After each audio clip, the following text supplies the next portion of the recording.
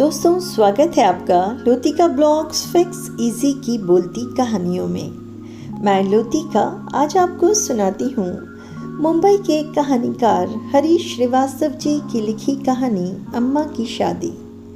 दोस्तों, श्रीवास्तव जी यूँ तो बनारस हिंदू यूनिवर्सिटी से पढ़े हैं, पेशे से रिटायर्ड इंजीनियर हैं और कलमकारी में उनकी कोई जोड़ नहीं। तो चलिए उनकी लिखी कहानी सुनते हैं, अम्मा की शादी। आज अम्मा 35 साल की हो गई और मैं 8 साल का।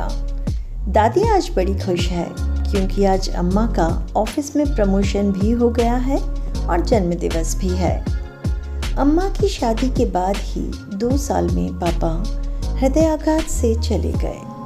अम्मा पढ़ी लिखी थीं, नौकरी कर ली और सतत पढ़कर और शिक्षा प्राप्त कर ली। दादी, मैं और अम्मा, बस घर अपना था तो कोई परेशानी नहीं और हम तीनों ने दृढ़ता से परिस्थितियों का सामना किया।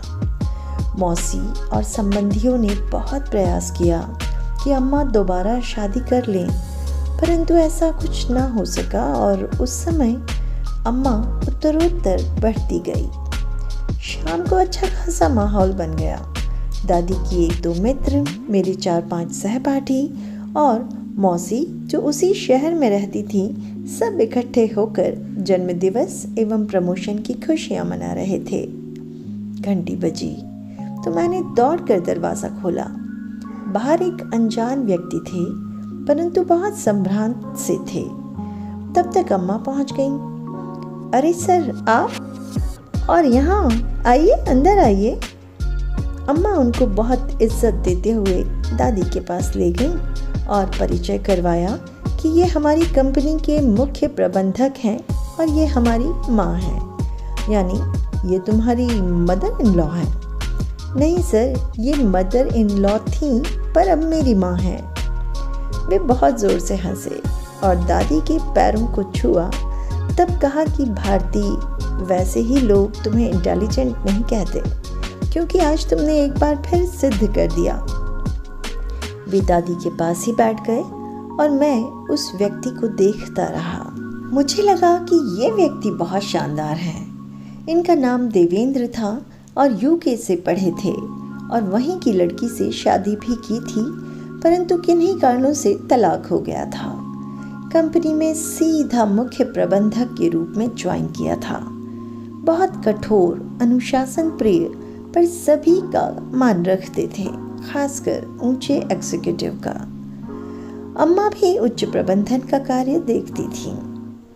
अम्मा की पार्टी के बाद देवेंद्र जी का आना जाना होने लगा था और अब वे अक्सर उस समय आते जाते जब अम्मा नहीं होती और दादी से बातें करते।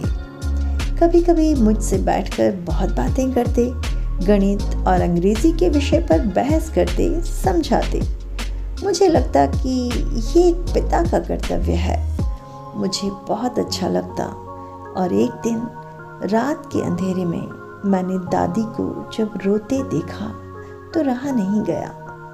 दादी ने बताया कि देवेंद्र तुम्हारी अम्मा से प्यार करते हैं और विवाह करना चाहते हैं।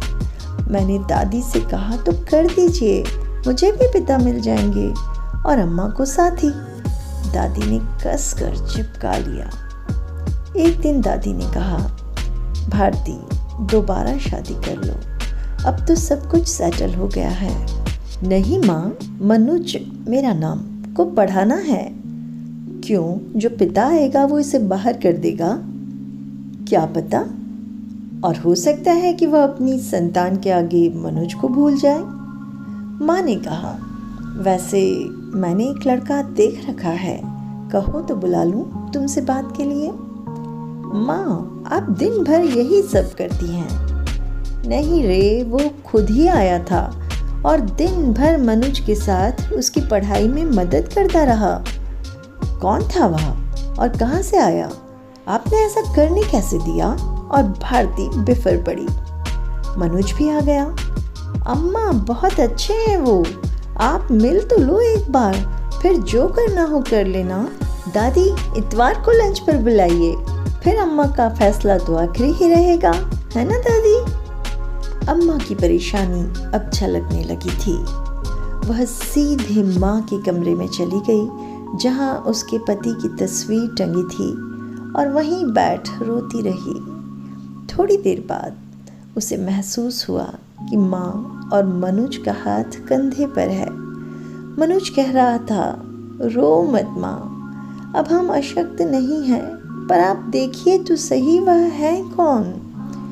आखिर इतवार को जब भारती ने दरवाज़ा खोला तो सामने देवेंद्र को पाकर हतप्रभ रह गई। यदि यह गुलदस्ता कबूल कर लें तो मैं गृह में प्रवेश करूं, अन्यथा ये प्यार का ही कबूलनामा स्वीकार कर लें ताकि मैं वापस जा सकूं। स्वागत है आपका, आप आगे चलें, मैं आपको फॉलो करती हूँ। तो दोस्तों, जुड़े रहें ऐसी बहुत सी कहानियों के लिए मेरे साथ चैनल को सब्सक्राइब करते हुए, और कहानी अच्छी लगी हो तो इसे लाइक और शेयर करना ना भूलें। और डिस्क्रिप्शन में दी हुई फेसबुक पेज और इंस्टाग्राम के लिंक्स को हिट करके उन्हें भी फॉलो करना ना भूलें, और वेबसाइट पर विजिट करके मुझसे मिलते रहें। Thanks for watching.